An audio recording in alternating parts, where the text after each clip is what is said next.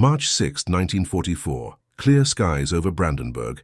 At 28,000 feet, Major Hans Kogler, a Luftwaffe veteran, observes a scene that makes no sense. American single-engine fighters about Berlin. For years, the High Command assured this was impossible. The distance, they said, protected the capital from the Reich. No Allied fighter would have the range to escort bombers into the heart of Germany and back. And in that instant, the impossible flew alongside him, with disposable tanks under his wings and British engines made in Detroit. That was the morning when Germany's air doctrine broke, not on paper, but in the air. Confidence in distance as a shield evaporated.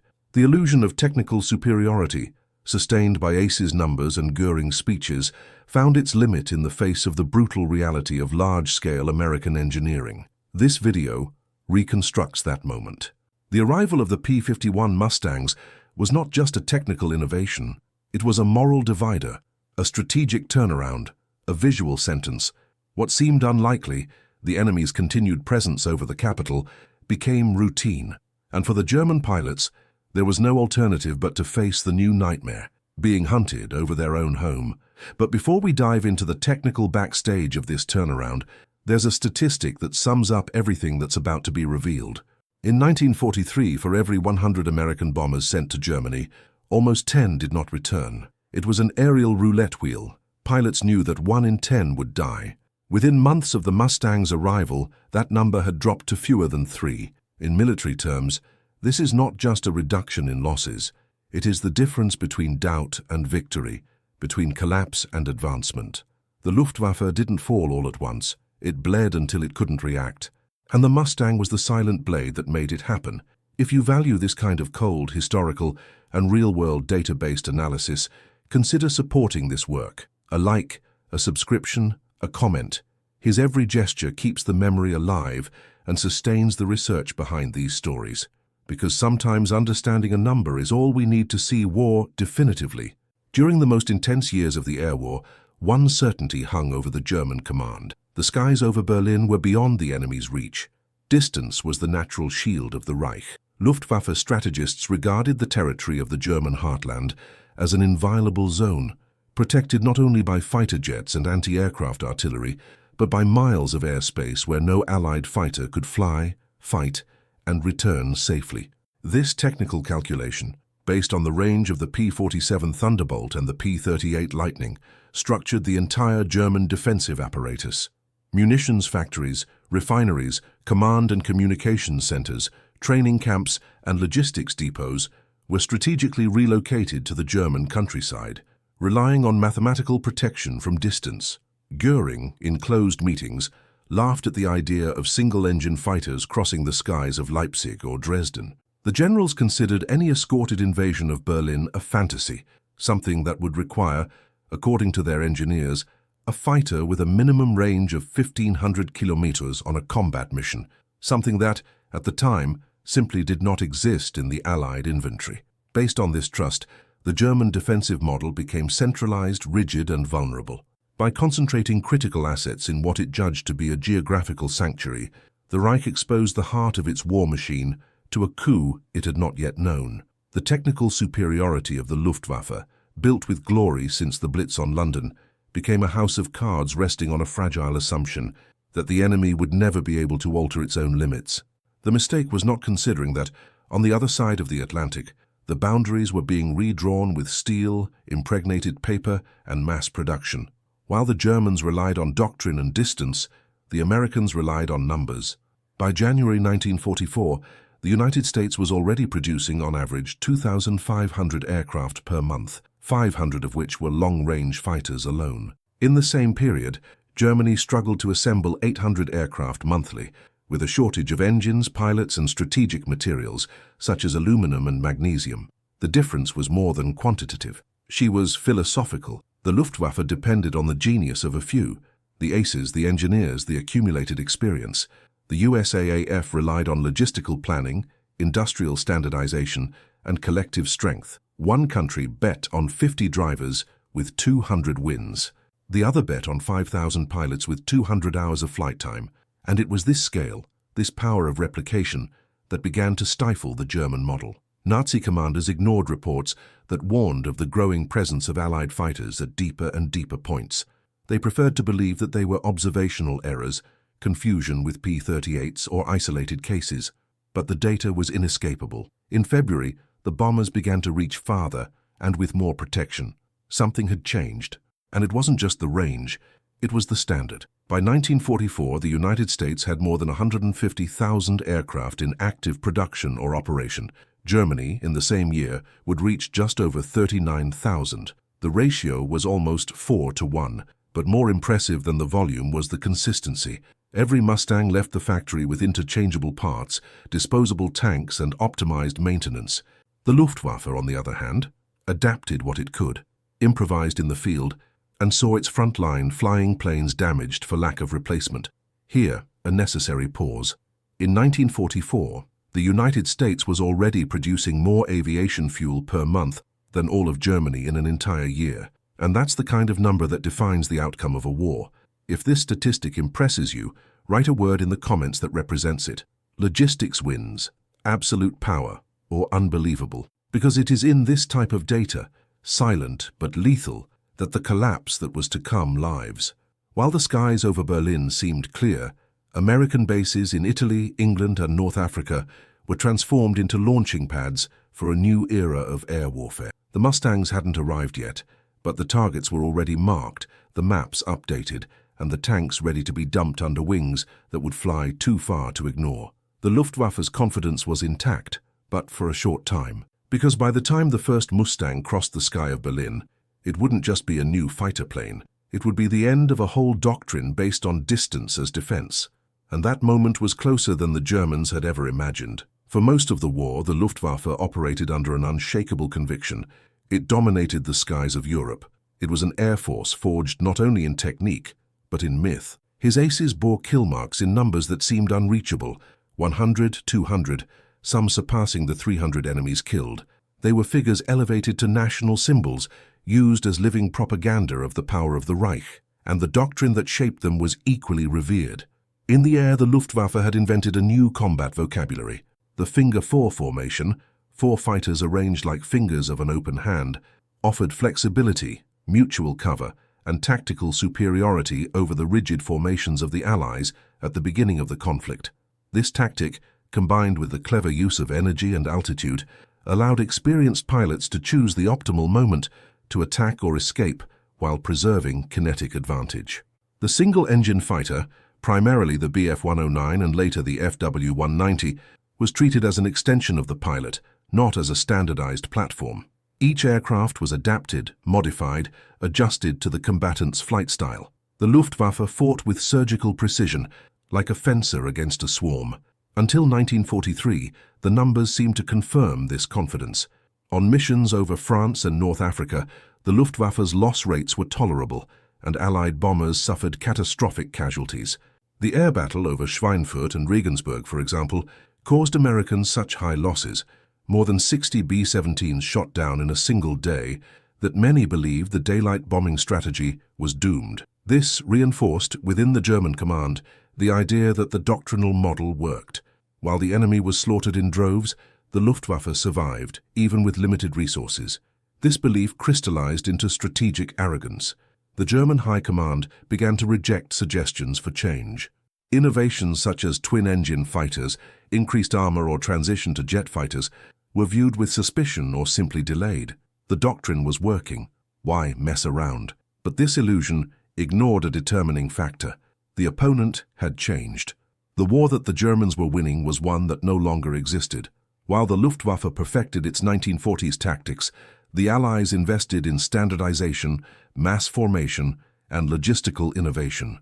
The United States was already training thousands of pilots in an industrial regime, with systematized training, rudimentary simulators, standardized manuals, and doctrine based on scale and substitution. The Luftwaffe, by contrast, relied on regional schools, veteran instructors, and increasingly shorter flight hours as fuel became scarce. In 1943, an American pilot trained an average of 400 hours before being sent into combat. A German pilot, less than 150, and that number would drop even further in the following months. Germany relied on individual genius. America trusted the system. This difference was invisible at first, but it would become fatal. While the Luftwaffe aces racked up dozens of victories, their rookie colleagues died on the second or third mission. Germany's talent pool was being drained without replacement. German doctrine depended on the permanence of the best, but the best could not fight forever, and the enemy kept coming. On land, Germany's technological superiority was still respected. Their planes were faster at certain altitudes, more armed, more robust in direct confrontation. But the war wasn't just technical, it was mathematical, and the calculus was changing. In 1943, the United States produced more than 85,000 aviation engines, Germany less than 25,000. While the Germans manufactured aircraft to order, the Americans filled warehouses with spare parts before the plane even existed. It was a war between craftsmanship and the assembly line. And as refined as German art was, it couldn't compete with 24 hours of uninterrupted production in factories like Willow Run or Long Beach. Still, Luftwaffe leaders preferred the illusion of control. They believed they could hold off the Allied advance with seasoned veterans and aggressive tactics. They did not realize that they were fighting a modern war with weapons from the past. In 1943, during a meeting in Berlin, a general staff officer presented intelligence data suggesting that the Americans were testing new types of disposable fuel tanks to increase the range of fighters. Göring laughed.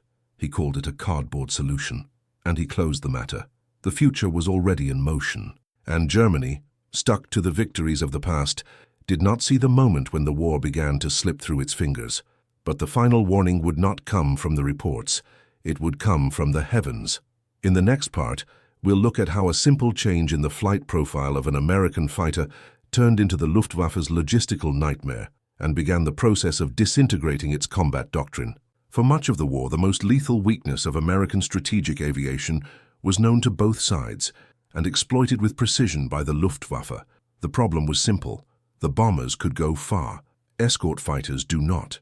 In theory, the B-17s and B-24s had the range to hit targets deep inside Germany and return to bases in England. But their protectors, the rugged P-47 Thunderbolt and the speedy P-38 Lightning, had limited autonomy. On longer missions, these fighters had to abandon the bombers halfway through, leaving them exposed just as they approached the most protected areas of the Reich. From 480 to 500 miles, the skies became a clear zone for German interceptors. It was what American pilots called the black hole, and the Germans called opportunity. The data confirmed the vulnerability. In October 1943, during the second mission over Schweinfurt, 291 bombers were sent. Only 228 returned, a loss rate of 20%. It was unsustainable. The strategy of daylight bombing, sold as an instrument of precision and industrial attrition, was turning into a massacre. Within the German High Command, this Allied weakness was considered structural. Reports predicted that the US would be forced to halt long-range missions or concentrate forces on secondary targets. Göring, again, scoffed at the idea of escort in depth. Mathematics, he said, was immutable. But on the other side of the Atlantic, there were those who thought differently. Engineers at North American Aviation, in collaboration with Packard and Rolls-Royce, were conducting a series of tweaks that quietly rewrote the range equation. The basis was the P-51 Mustang, a fast, stable platform with low aerodynamic resistance. Initially used as a reconnaissance fighter and ground attack, the Mustang had untapped potential. The turning point was the replacement of the Allison V1710 engine with the Packard V1650-7, a licensed American version of the legendary British Merlin. With the new engine, the Mustang's high-altitude performance matched and soon surpassed that of Luftwaffe fighters. But that was still not enough. The real breakthrough came from the ground, the introduction of disposable fuel tanks. Made of pressed cardboard and lined with resin, these tanks were lightweight, inexpensive, and could be ejected after use. Mounted under the wings, they increased the Mustang's range of action by up to 600 additional miles. For the first time, a single-engine fighter could take off from England, cross the English Channel, escort bombers over Berlin, and back, without relying on refueling, without giving up speed or combat capacity. The solution that Göring called amateur cardboard was about to redefine the skies. The change was as subtle as it was devastating. The first long-range Mustangs began flying missions in late 1943, still on a small scale. In January 1944, the 8th Air Force began using them on deeper missions. and as early as March they were ready to escort bombers to the Reich capital. The Luftwaffe, relying on the same range reports that underpinned its doctrine, ignored the signs. The first encounters with Mustangs in the German countryside were treated as misidentifications. Many pilots believed they were facing modified versions of the P-38.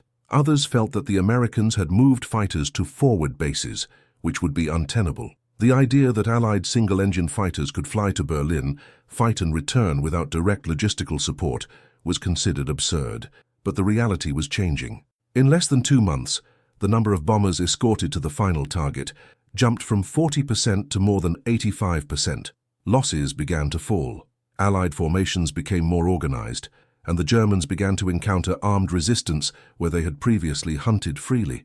Aerial ambushes, which once yielded dozens of kills per mission, have become lethal traps for German fighters. Veterans began to be suspicious. Newcomers died before they understood what had changed. The truth was simple, but unacceptable to Nazi strategists. The range, once the natural barrier that protected them, now belonged to the enemy. American logistical power, with its ability to develop, produce and distribute technical innovations on a national scale, had eliminated the Luftwaffe's only structural advantage. Germany was betting on the inviolability of distance. The United States erased the distance. At a confidential meeting of the General Staff in February 1944, a Luftwaffe officer interrupted a general's presentation and said in a dry tone, "Gentlemen, they are flying to Dresden and coming back." This phrase, recorded in a war diary, marked the beginning of the psychological turn. The German air defense doctrine had lost its central pillar. What was once safe territory was now a hunting ground for a relentless enemy. And the question was no longer, how did they get here, Sassen, but why didn't we see them coming? In the next part, we will look at how the first real encounters between Luftwaffe pilots and Mustangs over Berlin revealed more than surprise. They revealed panic, confusion, and the beginning of moral breakdown within the Nazi air elite. The first signs came as whispers on the onboard radios. Disconnected, fragmentary reports from pilots in combat over Hanover, Brunswick, Magdeburg. The message was repeated hesitantly. Enemy single-engine fighters at high altitude, escorting bombers beyond the allotted limit. The response of the controllers on the ground was always the same. Impossible. They must be P-38s. Confusion caused by the sun. Identification failure. In the logic of the Luftwaffe, there was no room for this possibility. The distances did not match. The American technical data were known, studied, and according to the German manuals themselves, there was no way for an Allied single-engine fighter to operate in that radius. But there was, and they were operating. Mustangs didn't just cross the sky, they fought, shot down, and came back. The irony of this story is that the solution was in front of them. The reports were on the tables, the signals were in the air, the tanks under the wings. But the German command still viewed the war with the eyes of 1940, when the Luftwaffe reigned over France and flew free over London. Adolf Galland, the legendary fighter general, initially disregarded the reports. In his memoirs, he would later admit, "I thought it was a mistake. Our informants exaggerated, the pilots were confused." He was not alone. The denial was institutional. An air empire built on certainties now refused to see the mutation of the enemy. It was easier to blame the pilot's vision than to revise the doctrine. The refusal to accept the new one postponed for weeks the adoption of counter-strategies, allowing the Mustangs to operate with almost total freedom in the skies of the German industrial center. For Americans, this was more than technical advancement. It was psychological penetration. The mere presence of a Mustang over territory, once considered safe, generated confusion, paralyzed decisions, undermined trust among officers. Many began to doubt the effectiveness of intelligence, leadership, even the aircraft itself. Some pilots refused to believe what they saw, reporting experimental models, British prototypes, or new Soviet fighters. The truth was too uncomfortable to accept, and meanwhile the USAF took advantage of the space. With the increasing support of the P-51s, bomber formations reached previously unthinkable depths, hitting logistical, rail and factory targets without the need to abort missions or change routes due to lack of air cover. The decision-making power had changed sides. The Luftwaffe's denial was not just rhetoric. Intelligence officers were warned for scaremongering by suggesting the continued presence of Mustangs beyond the Magdeburg line. One of them, according to records, was temporarily removed after stating that the Americans had developed lighter external tanks that violated known fuel parameters. The German bureaucracy, rigid, centralized, and vain, had created an environment where bringing bad news was dangerous and where the real was accepted only after the collapse. Meanwhile, North Americans' engineers were scaling up production even further. By February 1944, the Inglewood plant was delivering more than 250 Mustangs a month. In March, there would be almost 400, and each new fighter came with more autonomy, better armament, and serially trained pilots to operate in tandem with heavy bombers. It was an expanding air ecosystem, and Germany was still trying to operate in the old model of lone hunter and punctual response. The conflict was now industrial, and the Luftwaffe still acted as if it were in a duel between knights. If you are enjoying unraveling these facts, seeing the invisible gears behind the myths, show your support. Like and subscribe so that we can continue to reveal stories like this, where the war is not won with fire alone, but with numbers, engineering, and ignored decisions. Because what was about to happen wasn't just another tactical clash, it was the beginning of the complete reversal of air warfare. And in the next part, when the Mustangs finally cross the skies of Berlin, there will be no more room for doubt. There will only be the sound of the engines and the silence of surprise. To understand how a single-engine fighter started flying to Berlin and back, it is necessary to abandon the logic of war based only on courage and tactics. What brought the Mustangs to the heart of the Reich was not a magical innovation. It was method. It was calculation. It was the cold application of industrial engineering over a military problem. In 1942, the P-51 was still a project with an uncertain fate. Created by North American Aviation to fulfill a British order, its first model used an Allison V-1710 engine, efficient at low altitude but ineffective at the altitudes at which the bombers operated. Mustang's potential was there: refined aerodynamics, superior range, and impressive flight stability. Power was lacking where it mattered. The turning point came when the British suggested coupling the Rolls-Royce Merlin 61 engine to the Mustang, already in use in high-performance Spitfires. The tests proved the obvious. The American fuselage with the British engine created something new, a fighter that flew high, fast, far, and was very fuel efficient. The Americans acted quickly. The Packard Motor Car Company licensed production of the Merlin and, within a few months, began mass manufacturing of the V-1657 model with a two-stage supercharger and pressurized carburetor. This engineering allowed the P-51B to operate at altitudes in excess of 30,000 feet without loss of performance, maintaining power and speed where other fighters began to suffocate. The result was a reliable, high-performance engine, produced on an industrial scale, with interchangeable parts and easy maintenance. But the engine was only part of the equation. The other was fuel and range. Here comes one of the most underrated solutions of war: disposable tanks. American engineers developed auxiliary tanks made of pressed paper and fabric impregnated with phenolic resin. Lightweight, inexpensive, and mass-produced, these tanks could be secured under the wings and ejected as soon as they were emptied, reducing drag and allowing the plane to return to its combat configuration. Each Mustang equipped with 2 of these tanks carried enough fuel to fly more than 1,000 miles, 1,600 kilometers, enough distance to accompany bombers from England to Berlin and back. It was a technically simple solution, but logistically grandiose. And this is where the fundamental difference between the powers is revealed. What the Germans called impossible, a fighter with that radius, was just another production line for the United States.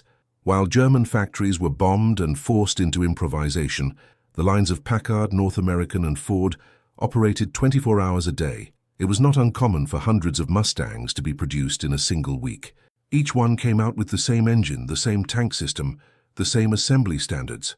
This allowed for standardized training, predictable logistics, and quick maintenance in the field. It was the triumph of the scale. The Luftwaffe still operated with artisanal repairs, individual adjustments, fighters that varied from each other within the same model. The Americans operated as a military assembly network. No 2 Mustangs were different, and that made all the difference. From a strategic point of view, fighters were now no longer mere weapons. They became extensions of the logistics chain. Combined with bombers, they created integrated formations that could move with full protection. The sky, once fragmented by distance and improvisation, was now sown by consistent, escorted, disciplined routes. It was a new way of operating and a new way of thinking. American air doctrine began to see the fighter not only as an interceptor, but as a pillar of support for strategic air warfare. He was not the main actor, but the indispensable bodyguard. And its success was not measured in dogfights won, but in bombers that returned. The Luftwaffe did not understand this in time, still stuck in the logic of the combat between aces, of the romantic aerial duel. She despised the power of a machine made to repeat patterns. The Mustang was not spectacular in close maneuvers. It was not the most agile fighter, nor the most armored, but he flew far, fast, well armed, and returned home. This constancy was what most terrified the Germans. The victory did not come from surprise, it came from routine. And when Mustangs began escorting bombers to Berlin on a regular basis, something the Nazi generals themselves considered technical fantasy, Germany's air defense structure began to crumble. What were once risky and isolated missions have become sustained campaigns. The attacks came day after day, week after week, and Mustangs were there, always, as if they were produced at the touch of a button. The Luftwaffe could not keep up. Its assembly line was fragmented, decentralized, undermined by bombing and lack of supplies. Each month, the difference between what was lost and what was produced increased. And the sky, once the territory of the German air elite, became the property of American repetition. In the next part, when the Mustangs cross Berlin for the first time before the incredulous eyes of the Luftwaffe, the air war will cease to be just technical. It will become psychological, because no doctrine survives when the impossible becomes routine. On the morning of March 6, 1944, the U.S. 8th Air Force began the first major escorted air offensive to Berlin. More than 800 B-17 and B-24 bombers were launched against industrial and railway targets on the outskirts of the Reich capital. It was a massive operation, but that was not the detail that would change everything. What would make that day a milestone was the one that flew alongside the bombers, 66 P-51 Mustang fighters. For the first time in the war, the Luftwaffe would see American single-engine fighters over the heart of German territory. And not as lost scouts, but as organized escorts, operating with precision, ready to fight. Hans Kogler, major of JG-11, was leading his squadron when he spotted the silver dots in the sky at almost 9,000 meters. At first, he thought they were P-38s, but the profiles were different, slimmer, more aggressive. When their section dived to intercept the bombers, the Mustangs descended with them. The scene was quick, brutal, and unexpected. This was not the way it should be, Kogler would write days later in his combat diary. They shouldn't be there. In the minds of veterans, the mere presence of Allied single-engine fighters so deep in the territory was a violation of the logic of air warfare. The sky over Berlin was, until that day, the undisputed domain of the Luftwaffe. It was the space for interception, for known maneuvers, for tactical advantage. Suddenly, it became hostile territory. Hannes Knoke, another experienced JG-11 pilot, would report that the Mustangs didn't just fly with the bombers, they hunted. The Allied offensive had transformed. It was no longer an endurance race where German fighters attacked vulnerable formations and fled before the P-47s returned. Now the hunters were being hunted. The Luftwaffe's combat doctrine, based on coordinated attacks and strategic retreats, crumbled in the face of an enemy that could pursue them for hundreds of miles. There was no longer end of the escort. There was no longer a black hole. Every climb, every dive, every attempt to attack bombers was followed by a precise counterattack by Mustangs. The airspace, which once offered escape routes, was surrounded. The feeling was of a siege in mid-air. Jan Müller, a lieutenant who had just arrived at the front, described his first encounter with a Mustang as an instant of confusion followed by terror. He believed, like many novices, that the P-51s were limited to coastal missions. When he saw one of them in a tight curve over Berlin, he felt something his instructors had never mentioned: strategic surprise. It wasn't just fear of dying. It was the fear that everything they'd learned was wrong. Tactical surprise gave way to psychological collapse. The morale of the Luftwaffe, already eroded by mounting losses and a lack of fuel, suffered a quiet but profound blow. The elite of German fighters were beginning to realize that they were not just being outnumbered. They were outclassed in strategy, in logistics, in adaptability. What seemed like an anomaly, a chance, turned out to be routine. In the days following the March 6 attack, Intelligence reports confirmed P-51s were being mass-produced and designated as standard escorts for missions over Germany. It was official. What happened that day was no exception. It was the new normal. And the Luftwaffe had no answer. Their fighters, while technically comparable in direct combat, could not fly that far. Their factories, pressured by bombing and shortages of materials, could not replace losses as quickly. Its pilots, exhausted, flew with less training and less fuel. The doctrine of technical superiority found its limit in the face of industrial superiority. On the ground, the German Air Command was torn between incredulity and resignation. Some proposed emergency responses, such as new versions of the FW-190 with auxiliary tanks. Others suggested doctrinal changes, abandoning centralized interception in favor of saturation attacks. But it was too late. The dominance of the air, built with talent and audacity between 1939 and 1941, now dissolved under the weight of American production. And more, it dissolved before the coldness of a machine that did not stop. A machine that responded to every threat with more steel, more tanks, more fighters, and more pilots. In the next part, we will see how this paradigm shift affected not only the tactics, but also the soul of the Luftwaffe, how the elite of German aces began to fall, not just slaughtered, but outclassed, hollowed out, silenced, by a generation of fighters who had no name, but came in waves.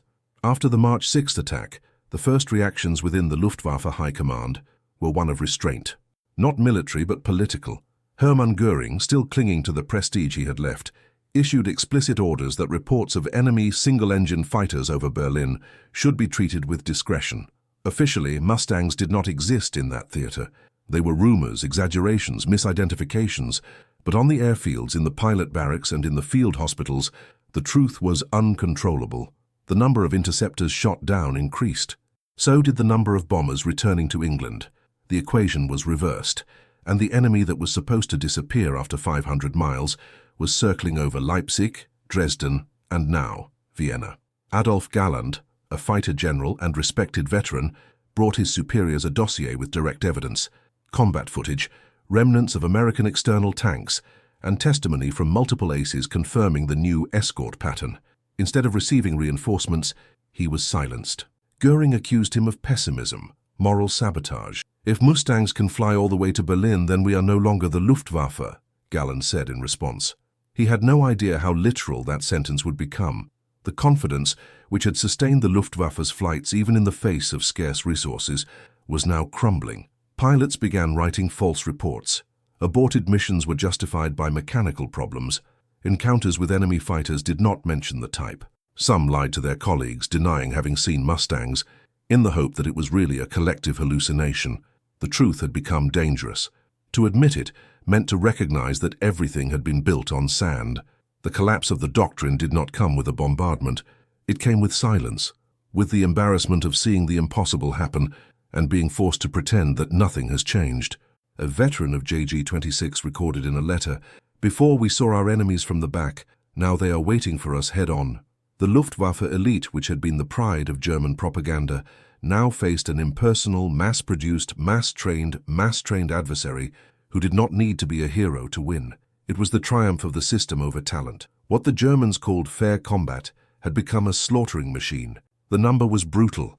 In April 1944, the Luftwaffe lost 56% of its fighters in interception missions, more than half in a single month. Most of the pilots, newly graduated, barely knew how to face a Mustang. Those who returned did not bring glory, they brought stories of powerlessness, and those who disappeared were no longer replaced at the same time. The jail had broken. One statistic in particular revealed the abyss. In 1944, the United States produced 14,176 single-engine fighters.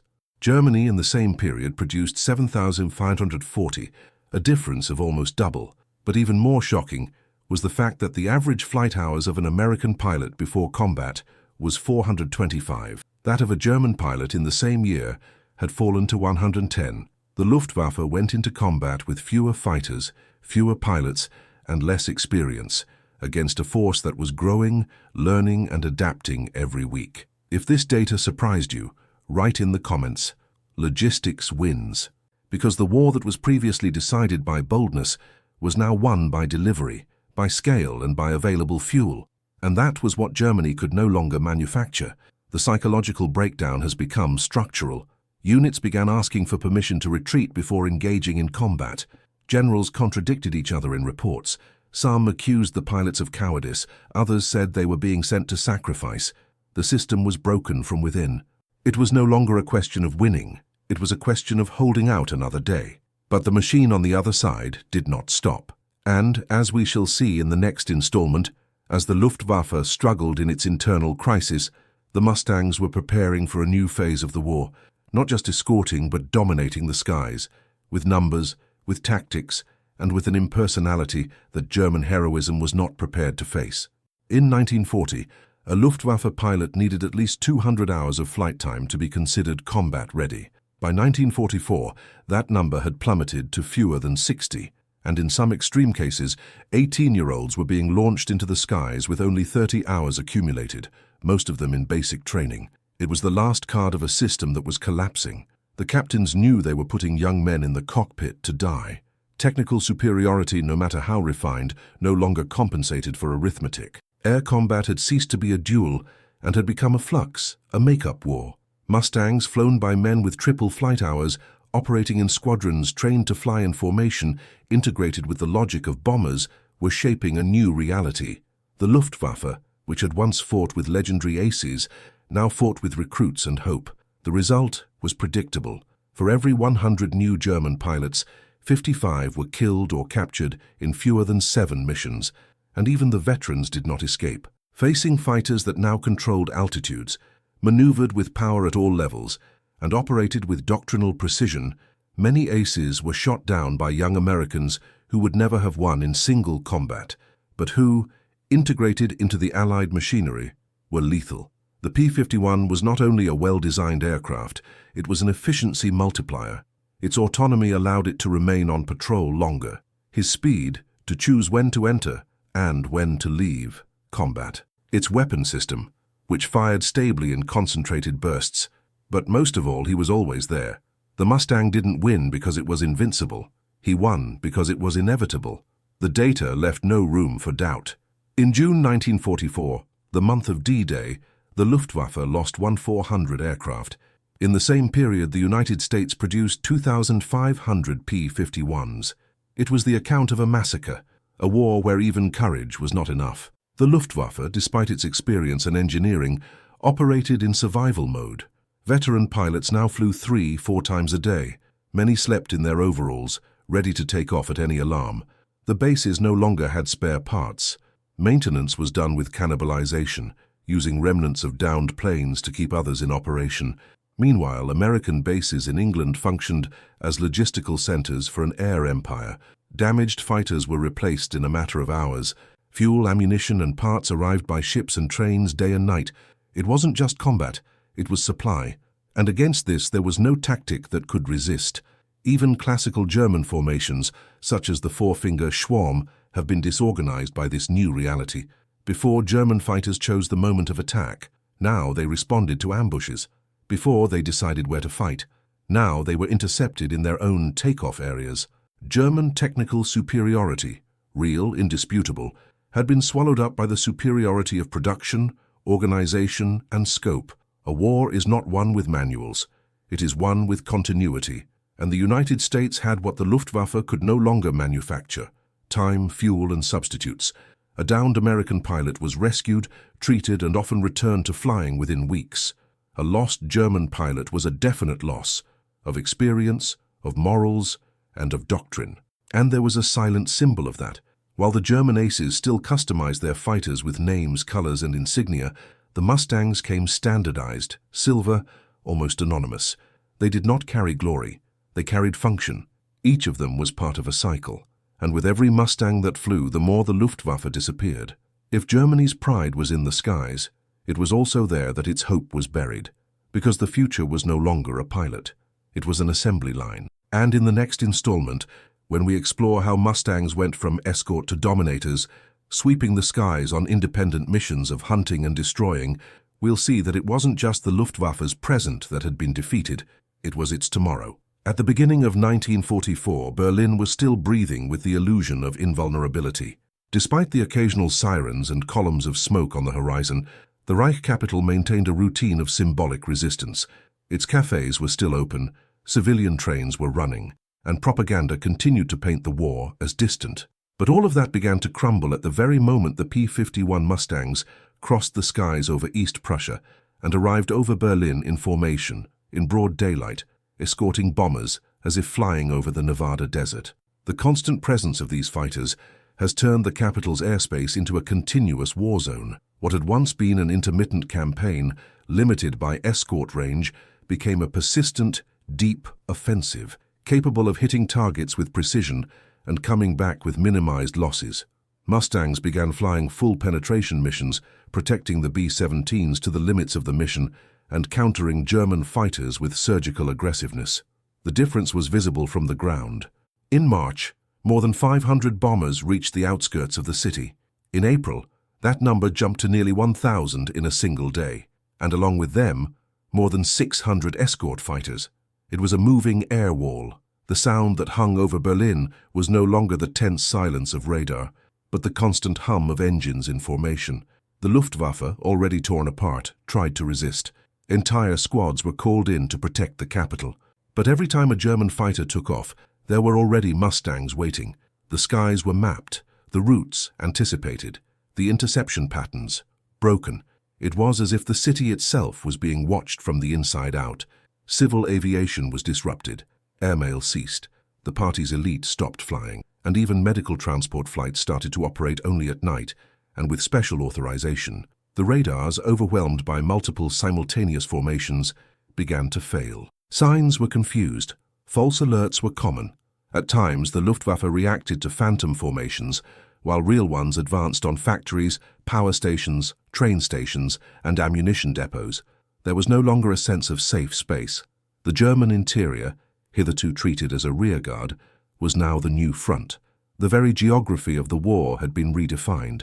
The German High Command, previously accustomed to issuing orders from afar, began to operate under direct tension.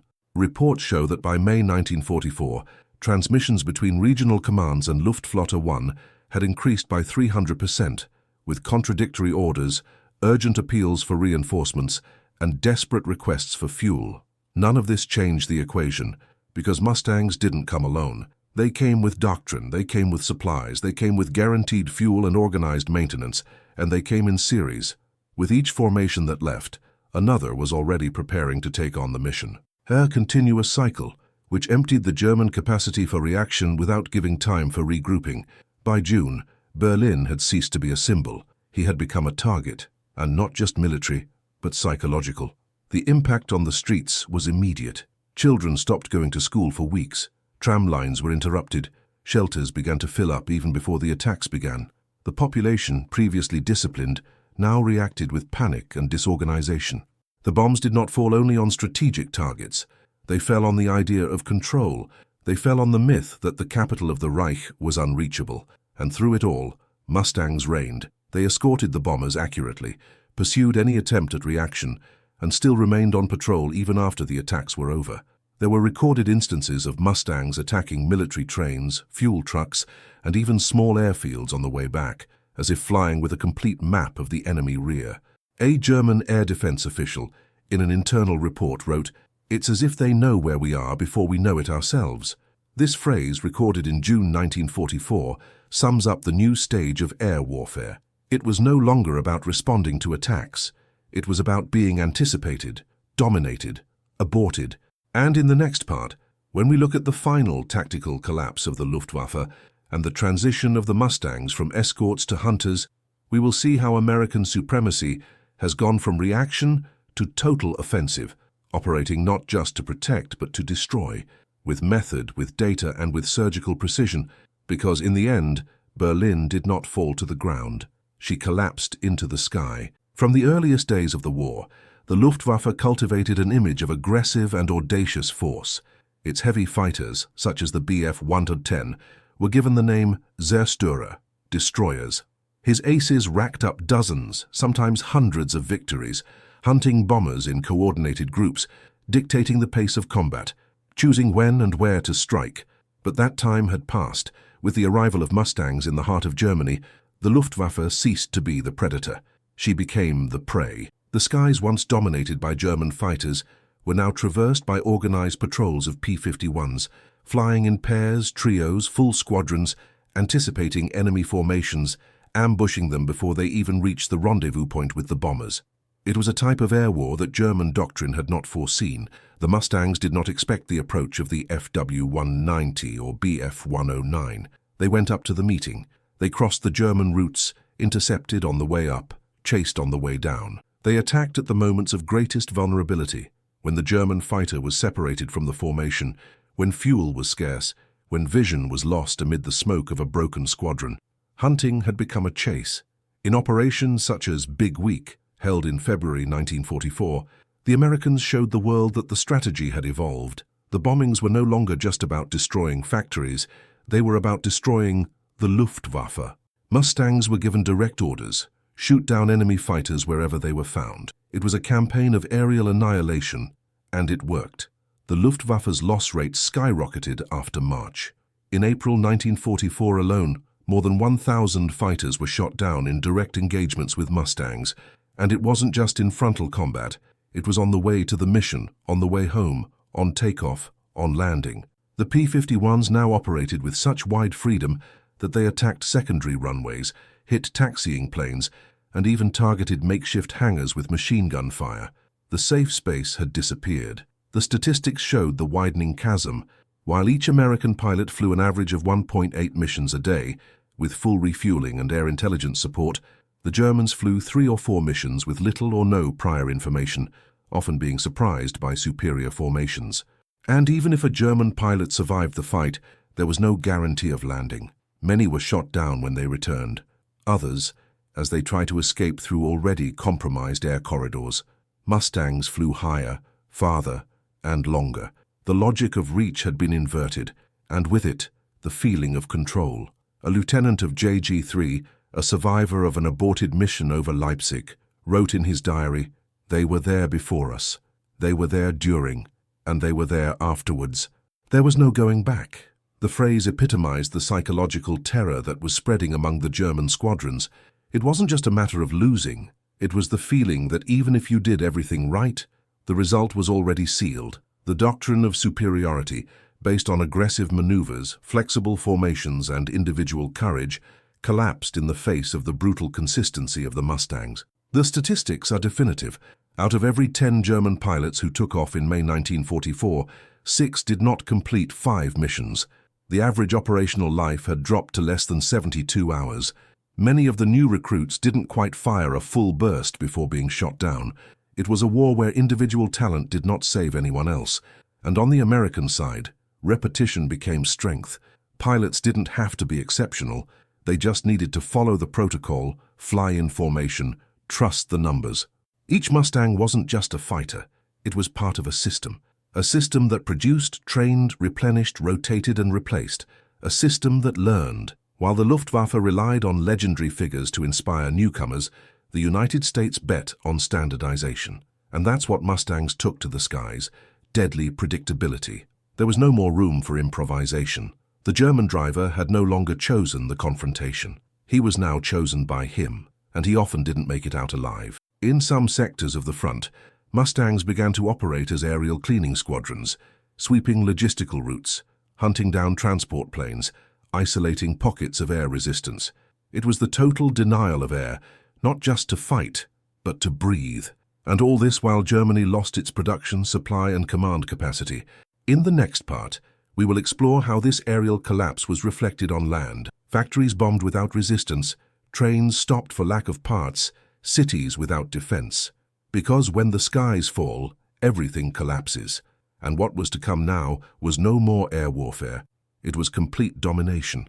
At the beginning of the war, the mere mention of the word Luftwaffe caused unrest in the corridors of Allied command. In London, it was whispered as a harbinger of night bombings. In Moscow, it was urgently studied as a technical and doctrinal threat. Its pilots, such as Galland and Milders, were admired even by their enemies. The Luftwaffe symbolized dominance of the air, an elite, technically advanced and psychologically devastating military corps. But by 1944, that prestige began to dissolve as quickly as its fighters were bursting into flames over the fields of central Germany. The war had changed altitude, rhythm, and purpose. And the name Luftwaffe began to carry another weight, that of failure. The Allied press, especially British and American, began to treat the Germans not as formidable enemies, but as collapsing forces. Headlines such as "Mustangs sweep Germany's sky" and "The Luftwaffe is not coming back" have become commonplace. Radio intercepts revealed German pilots calling for support that didn't come, discussing escape routes, and in some cases, questioning whether there was any point in taking off again. Respect had been replaced by pity, and pity by indifference. But the deeper damage did not come from outside, it came from within. Inside Germany, the prestige of the Air Force began to crumble among the soldiers themselves. Troops at the front reported that when they heard the sound of planes approaching, they prayed that they were American bombers, because they knew that the Luftwaffe, by trying to intercept them, would bring only retaliation and destruction.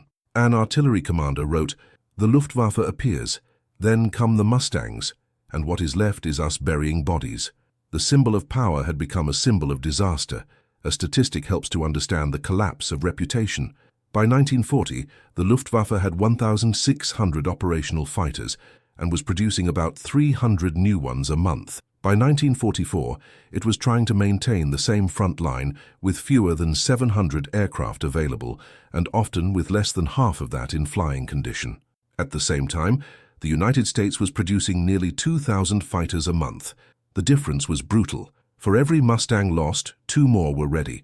For every FW-190 shot down, Germany lost a driver it could not replace.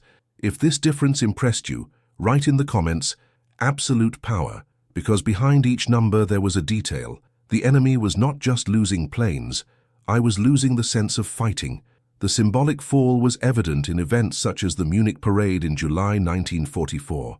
For the first time since the beginning of the war, the Luftwaffe did not participate with air formations, not by choice, but because there weren't enough fighters to protect the airspace, let alone fly in formation. The absence was coldly commented on by BBC Radio. The sky in Munich today was silent, a silence louder than any speech.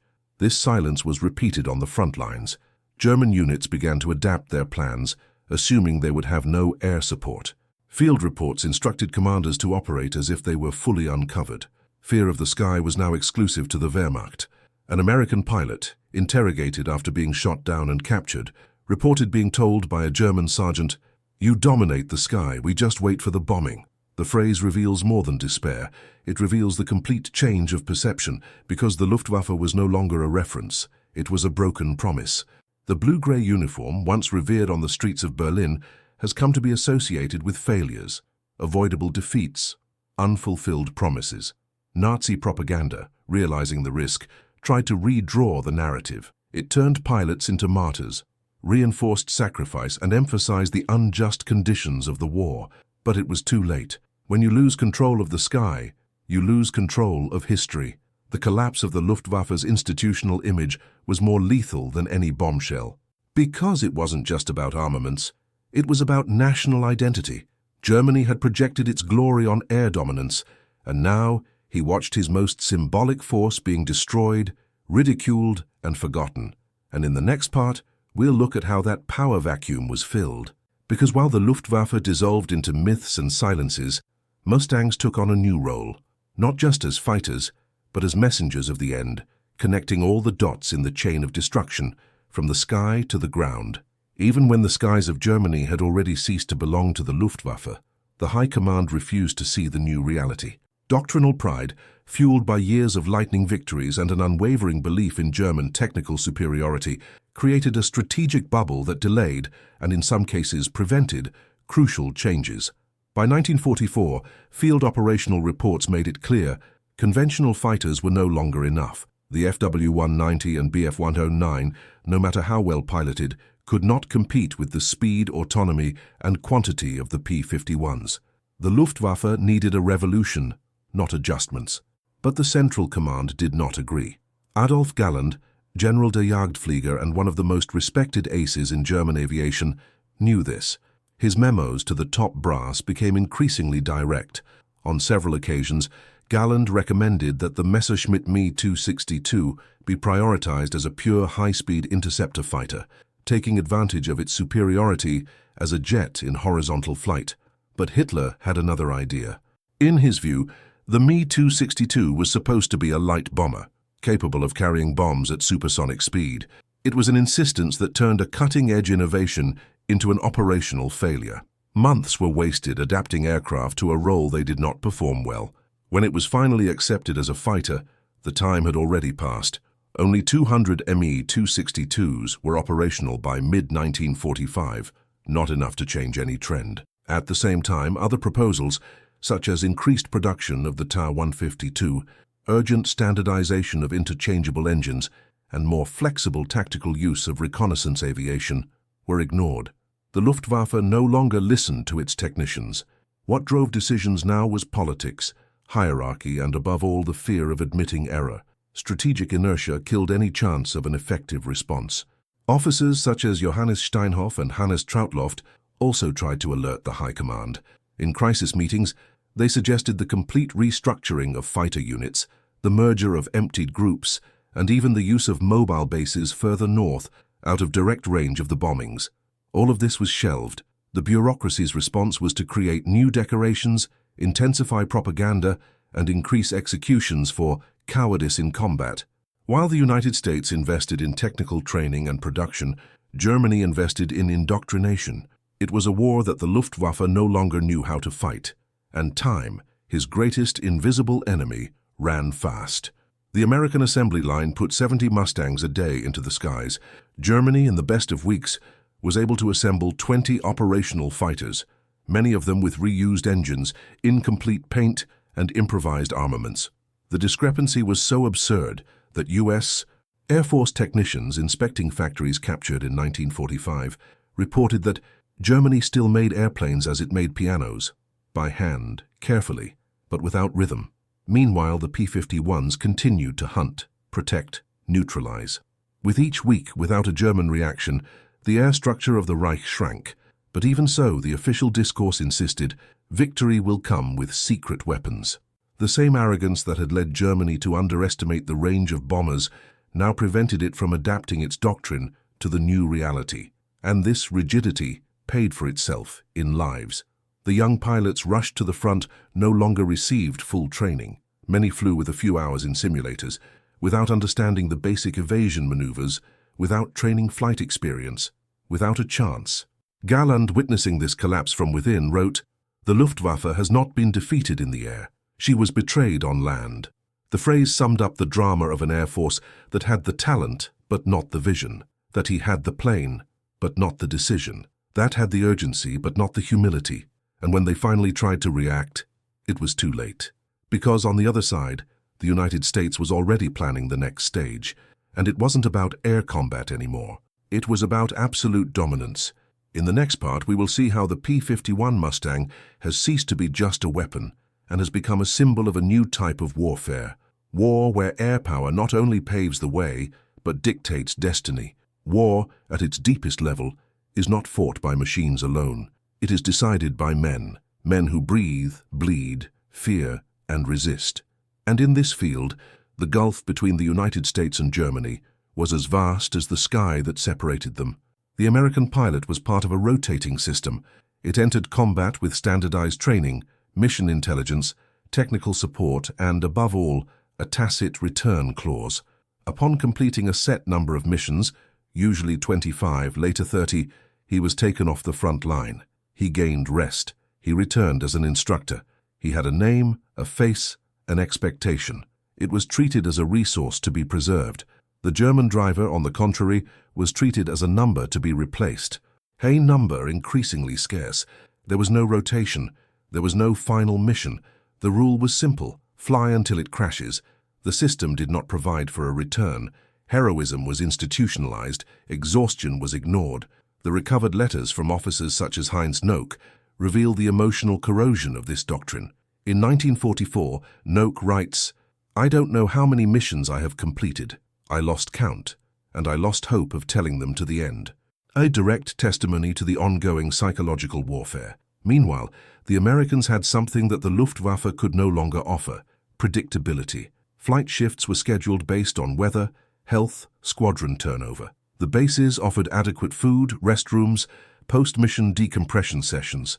The pilot was a combatant, but he was also a strategic asset. Its wear and tear was managed, his morals monitored. In contrast, German fighters were manned by teenagers with less than 30 hours of flight time. What was once a technical elite was now a desperate experiment. The result was predictable. Life expectancy in the air dropped to less than 7 missions. The Luftwaffe no longer formed aces, it formed targets, and the pilot knew it. Internal documents show that many of the novices sent to the Eastern Front were told not to fight directly, but rather to keep up with the veterans, hoping to survive long enough to learn. It was a desperate instruction, because the veterans were dying too. On the Western Front, where Mustangs patrolled freely, the situation was even worse. The American pilots had the sky in their favor, but also the numbers, the training, the maintenance, and the supplies. They flew knowing that the system was on their side. Each Mustang was inspected after landing, accurately refueled, and subjected to overhaul protocols that ensured its efficiency. If there was damage, it was replaced. If the pilot was in doubt, there were psychologists and officers ready to intervene. In Germany, maintenance was done in a hurry, sometimes without adequate parts, with improvised tools. Takeoff was a gamble, the landing, a victory, and between one and the other, constant fear. There was also a critical detail. The American pilot flew specific missions with limited time. The German, when he survived, took off more than once a day. The exhaustion wasn't just physical, it was moral.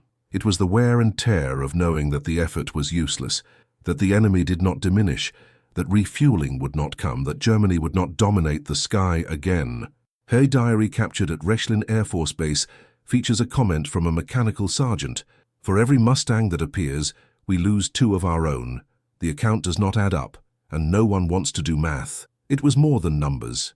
It was human collapse. American superiority was not only in the plane, it was in the planning that sustained it, in the logic that preserved his men, in the doctrine that prioritized efficiency over sacrifice, and that, in the end, was reflected in the air. A rested driver makes better decisions. A trained pilot makes fewer mistakes. A driver who knows he can come back fights with another clarity. The Luftwaffe, by ignoring this, paid in blood, because as talented as a German ace was, he was alone against a machine. And machines don't get tired. Machines do not hesitate. Machines don't give up. In the next part, we will see what happened when this machine reached beyond the fighters and began to systematically destroy the backbone of Germany, its factories, its trains, its vital centers. Because the Mustang now didn't just protect, he paved the way. He decided what would continue to exist and what would be erased from the map. American supremacy did not begin in the skies of Europe. It started on the ground, in factories in Chicago, assembly lines in Dallas, foundries in Buffalo, and makeshift hangars in Long Beach. The Luftwaffe never faced only the P-51 Mustang. What it faced was the industrialization of war in its purest and most methodical form. While German engineers designed each part by hand, machined to measure and assembled their FW-190 and Bf-109 with almost artisanal precision, the Americans were already standardizing components, integrating assembly lines in series, and coordinating, in real time, factories separated by thousands of kilometers. Germany still believed in engineers. The United States had already discovered the managers. By 1944, North American aviation was delivering more than 600 Mustangs a month, peaking at more than 800. Germany, for its part, could barely assemble 250 fighters of all types combined, and of these, less than half reached the front in full combat condition. The difference was exponential. The Luftwaffe wasn't just being outclassed, it was being strangled by an enemy who manufactured airplanes with the same cadence with which it assembled refrigerators or tractors. The Packard Merlin engine, for example, was produced with such efficiency that a new unit rolled off the assembly line every 90 minutes. It took the Germans days, sometimes weeks, to complete a Daimler-Benz DB605 engine, especially after the bombings that began to hit factories such as Regensburg and Augsburg. The irony of this story is that the solution was in front of them. Germany had good projects, good engineers, but what was missing was what the Americans had turned into science: Logistics. If you're enjoying unraveling these hidden facts of World War II, show your support. Like this video and subscribe. This helps us to continue to bring to light the technical backstage that really defined the course of the war. Because, in the midst of the clouds, what decided the victory was what happened on the ground. The Americans knew this, and they created a structure that was impossible to achieve. While German pilots improvised parts at the front, American mechanics received complete replacement kits by air. For every Mustang lost, there were 5 in preparation. For each damaged part, there were 3 spares already labeled and boxed. Even auxiliary fuel tanks, made of resin-impregnated paper, were produced by the thousands a week and discarded as plastic cups. In 1944, the U.S. war effort involved 17 million civilian workers directly linked to military production. Germany, under constant bombardment, with shortages of raw materials and increasing internal sabotage, operated in survival mode, what the Germans called technical genius, the Americans called scale, and in this game, the scale won. A Mustang was assembled in 55,000 pieces, each one produced with molds, quality control, and integrated logistics.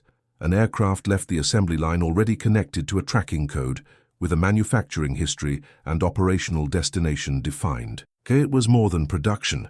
It was war management on an industrial level, and this had devastating side effects for the Luftwaffe. By losing factories, logistics centers, and railways, Germany was not only losing structure, it was wasting time. And time, by this time, was the scarcest weapon of all. The Allied systematic bombardment, now protected by the escort of Mustangs, was not only aimed at military targets.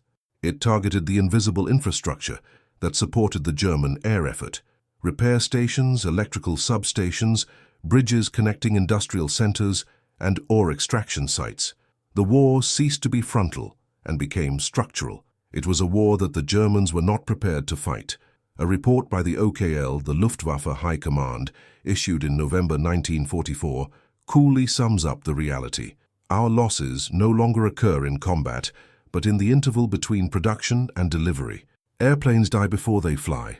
A belated acknowledgement that the American assembly line had become the most lethal weapon in air warfare. And while Germany was struggling to retrofit bombed lines, reroute factories, and improvise parts, the Americans were already one step ahead, planning to replace the Mustang with the P-47N and the P-80 Shooting Star, the first operational American jet fighter. They didn't just win. They were already thinking about the post-victory. In the next part, we will reveal the ultimate impact of this logistical supremacy, because it was no longer just about shooting down planes. It was about erasing cities, about rewriting maps, and about turning the Luftwaffe into a memory, not of glory, but of useless resistance. In late March 1944, an RAF squadron was traversing the skies over Saxony on a deep reconnaissance mission. The formation, protected by Mustangs and positioned at 25,000 feet, expected the usual: harassment from German fighters, evasive maneuvers, urgent radio calls, 20mm bursts cutting through the blue. But that day was different. No sign on the radar, no eye contact, no threat. The sky over Leipzig was empty. The radio remained silent. It was like flying over a ghost country. The absence of the enemy in that context was not tranquility. It was a warning, a mute statement that something was over. In the RAF diaries, Flight Lieutenant Malcolm Foster noted, "For the first time I felt fear in the silence, as if the enemy isn't waiting for us because I had already given up." The Allied command, by cross-referencing the mission reports, confirmed one of the most symbolic turning points of the air war. On that day, for the first time since the start of the strategic bombing campaign, no Luftwaffe units were able to take off in time for interdiction. Not by tactical decision, but by operational impossibility. The German Air Force was no longer able to take off. Their fields were damaged, their runways riddled with craters, their fuel reserves diluted, their pilots dead, wounded, or panicked. What was once a fast-reacting machine capable of intercepting even weather balloons now hid under half-destroyed hangars. The Würzburg radar did not issue any alerts. The local conning towers fell silent. The Luftwaffe had lost not only the sky, it had lost the sound. And in that vacuum the Mustangs flew free. They spotted intact factories, vulnerable train columns, exposed command centers, as if Germany had left the door open and left. It was not a victory with gunfire. It was a victory with absence. The P-51 did not shoot down any fighters that day. He didn't have to. His own roar was enough to affirm who now controlled the narrative. When an air force loses the ability to fight, it loses the right to be called a force. American historian Richard Overy described this phase as the Luftwaffe's transition from hunter to ruin, a force that no longer inspired fear, but compassion. In internal meetings of the Allied command, American generals even discussed whether it was worth maintaining the volume of bombings with such air superiority. The answer was unanimous. Continue, because the goal now was no longer to defeat the Luftwaffe. It was to prevent her from being reborn, and for that, it was necessary to suffocate not the planes, but the resources, the refineries of Leuna, the repair shops of Erfurt, the railway hubs of Dresden. Everything started to be targeted with surgical precision, and always with the escort of Mustangs. In his memoirs, Adolf Galland was blunt. The Luftwaffe died in silence, and no one in Germany wanted to listen. It was the end without announcement. No celebration, no resistance, only emptiness. Only the certainty that at that moment, the war had crossed an irreversible point. The sky was no longer contested. It was American property, and from there, history would take another turn, because the absence of the Luftwaffe made room for the unimaginable, for total bombardment, to systematic terror, to the final phase of an unopposed air war. In the next chapter, we'll look at what happens when a nation loses control of its airspace, and how that emptiness has turned Germany's skies into an open field for total collapse. Berlin, 1968. A low-key lounge at the Hotel Kempinski hosted an unlikely encounter. Former Luftwaffe fighter pilots and USAF veterans sat face-to-face, this time without oxygen masks, no 50 machine guns, no combat radios. Among them Adolf Galland, a former Reich fighter general with grey hair, his face scarred not only by the war, but by years of silence. In hand, a glass of red wine. When the moment came, he stood up, raised his glass, and declared in a voice still steady, "To the true lords of the skies, the pilots of the Mustang, you changed everything." There was no irony, just recognition. That was not a late surrender. It was the confession that even in defeat, it is possible to admire what the enemy has built. Around the table, men who had previously hunted each other at 600 km/h exchanged stories of frozen fuel, of downed friends, of missions that almost didn't return. But what resonated most, there was not the heroic deeds, it was the contrast. The Americans, many of them with fewer flight hours, came to war with better machines, more structured commands, and a rearguard that worked like clockwork. The Germans, veterans hardened by years of combat, operated in constant exhaustion, flying with inferior devices and being replaced only by death. Galland, when commenting on the Mustangs, was blunt. They knew where we were, before we knew it ourselves. They chose when to fight, and worse for us, they chose when not to fight. The phrase, recorded by a British journalist present, sums up more than a tactical capability. It summarizes the psychological domain, the silent supremacy of those who don't need to prove anything, because they have already won before they start. The Luftwaffe, in that reunion, was no longer a defeated force.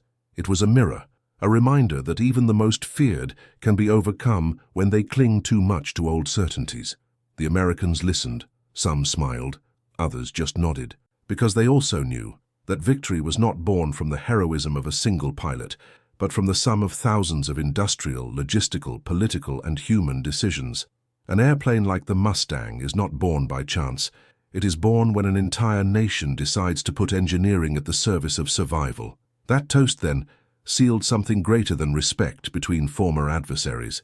It sealed the understanding that war is less about what you destroy and more about what you build. And that in 1944, the one who built the best was the one who won. But the story doesn't end with toasts.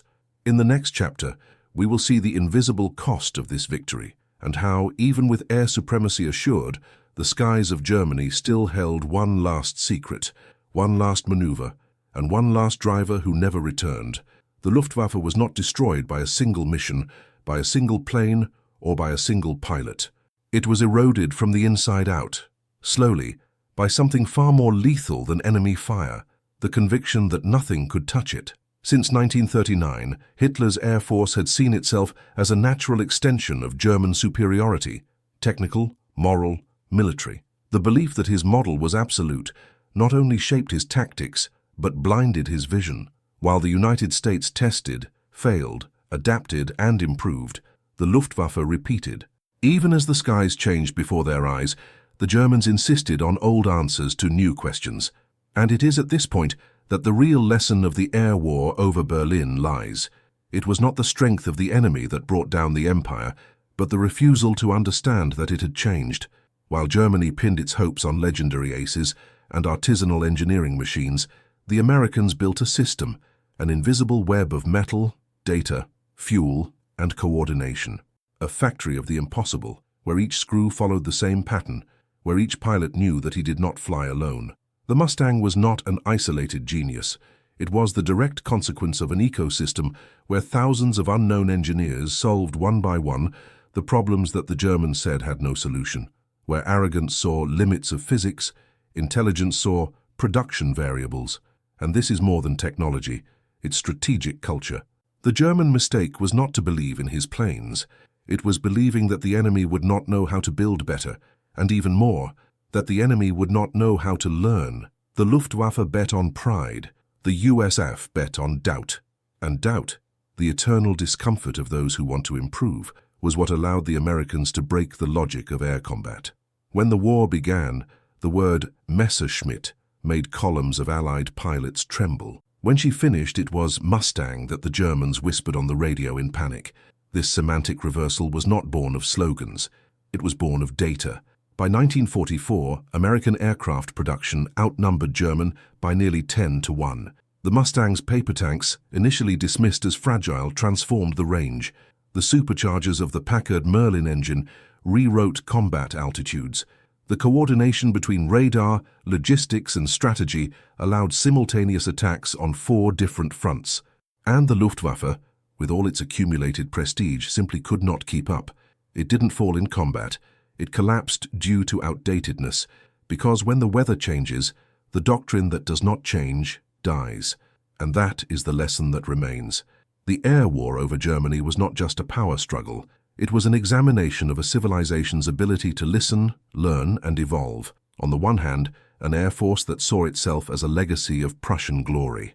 On the other, a force that saw itself as the product of a collective effort, where every mechanic, every riveter, every factory worker was as essential as the pilot pulling the trigger. The Luftwaffe believed in myths. The USAAF believed in numbers. And, in the end, what flew farther was the one that flew the simplest, the most replicable, the most supported by invisible hands. Because there is nothing more powerful than the anonymous sum of thousands of minds that refuse to repeat the past. And if there is an image that symbolizes the end of this war, it is not in Berlin, nor in the wreckage of a downed fighter jet. It's on a production line in Kansas City, where, on the same day that one Mustang crossed the skies over Germany, another was ready to replace it. It was victory before takeoff. In the next and final chapter, we will look at the invisible legacy of these taken skies. Because what started with a fighter jet crossing Berlin's imaginary security line ended with a definite shift in how the world understands power. Before the bombs lit up the Berlin sky, before the roofs collapsed and the sirens screamed in agony, something much deeper had already sounded, the belief that an empire can survive only by the force of memory. When the first Mustang crossed the German skies, it wasn't just a fighter jet on a mission, it was a symbol, a silent blade cutting the backbone of a doctrine that refused to evolve. The Luftwaffe, which had once terrorized capitals, now sank in silence, evaporated by an enemy that did not shout. It produced, and it produced with an organized fury that Germany was never able to replicate. The end did not come with a bang. It came with an absence of fighters in the sky, of fuel in the tanks, of live pilots. Berlin, which was once considered unreachable, has been made vulnerable not by tactical mistakes, but by strategic decisions anchored in the past. The war that began with Messerschmitts flying over London ended with Mustangs escorting bombers over the Reich capital. The past has succumbed to scale, logistics, to mathematics, and that's what remains the great lesson of this story. No matter how brilliant the engineer, how brave the pilot, or how daring the plan, if the industry doesn't keep up, The war is already lost before the first shot. Logistics is not support. It's destiny. The aerial combat that destroyed the Luftwaffe was not only between planes, but between world models. On the one hand, artisanal pride. On the other, repeatable accuracy. On the one hand, tactics as an end. On the other, volume as a principle. And in the end, as Hermann Göring himself summarized, looking at the increasingly empty map of his air force, we were defeated by trucks, paper trucks, and tanks. If this phrase marked you, if this story made you see the war beyond combat, help the channel to continue this work. Leave your like, subscribe, and activate the bell so you don't miss the next devastating historical fact. And tell us in the comments, what was the most shocking data you discovered in this video? The Mustangs' range, the number of flight hours of pilots, the survival rate. We want to know, because each piece of data is a story waiting to be told. And speaking of stories, don't go away yet. Listen to the next true story that will appear on the screen. Always remember, logistics determines strategy. Watch the next video here on the channel with another incredible story.